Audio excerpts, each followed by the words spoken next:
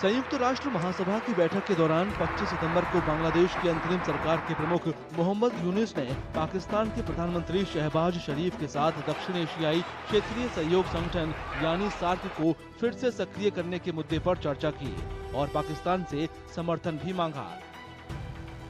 Bharat SAARC का अहम सदस्य है, लेकिन सार्क को फिर से सक्रिय करने का पक्षधर नहीं है। पिछला सार्क शिखर सम्मेलन 2014 में नेपाल के काठमांडू में आयोजित किया गया था। Bangladesh and Pakistan during recent meetings in New York talking about reviving SARC. Well, SARC will revive if all the countries come on board in the same spirit.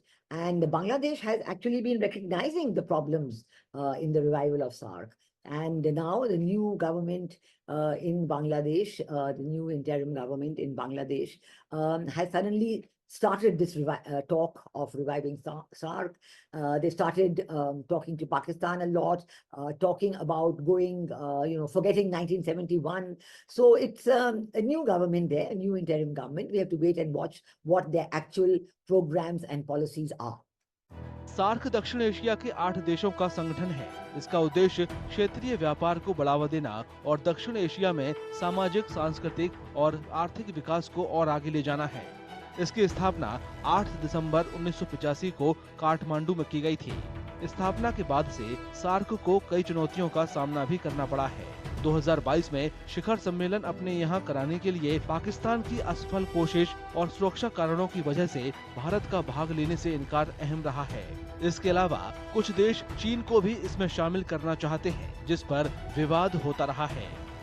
We have also seen a certain penchant on the part of some SARC countries to try and play off India against others.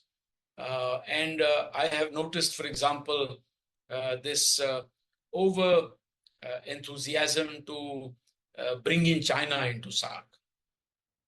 Now, there is, in fact, no reason for China to be in SARC. It's not a South Asian country.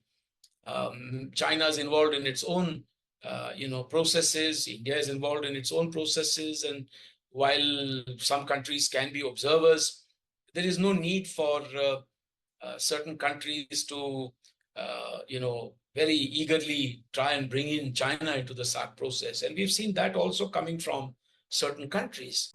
अगस्त में बांग्लादेश की अंतरिम सरकार का नेतृत्व संभालने की तुरंत बाद से मोहम्मद यूनुस ने क्षेत्रीय आर्थिक सहयोग बढ़ाने के लिए सार्क के रिवाइवल की कोशिशें तेज कर दी हैं।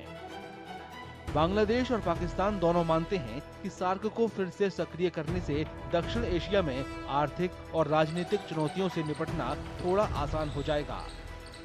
भारत ने अनुकूल माहौल की कमी और सीमा पर आतंकवाद से निपटने में पाकिस्तान के असहयोग को लंबे समय से चली आ रही बाधाओं का हवाला देते हुए सार्क सम्मेलन से दूरी बनाई है। The very fundamental thing which India objected to was that Pakistan is a country that has been indulging in cross-border terrorism against India, Afghanistan, and some other countries in the world, and this has directly impacted us. So India's position was that Pakistan, a state which is sponsoring terrorism or using cross-border terrorism as an instrument of its foreign policy, must desist, must eliminate, and the 2611 perpetrators must be charged, must be returned to India. Now, this has been our position all through. Bharat ने इस्लामाबाद में होने वाले 19वें SAARC शिखर सम्मेलन में भाग नहीं लिया था। भारत के इस फैसले को बांग्लादेश, भूटान और अफगानिस्तान ने भी समर्थन दिया था और इन सभी देशों ने भी सार्क सम्मेलन में भाग लेने से इनकार कर दिया था। विरोध की वजह से पाकिस्तान में होने वाला सार्क सम्मेलन रद्द करना पड़ा था। As I told you, there are two reasons. First of all, I gave you the example of trade, and you can't have trade until you get most favored nation treatment from all the countries who are involved in that trade.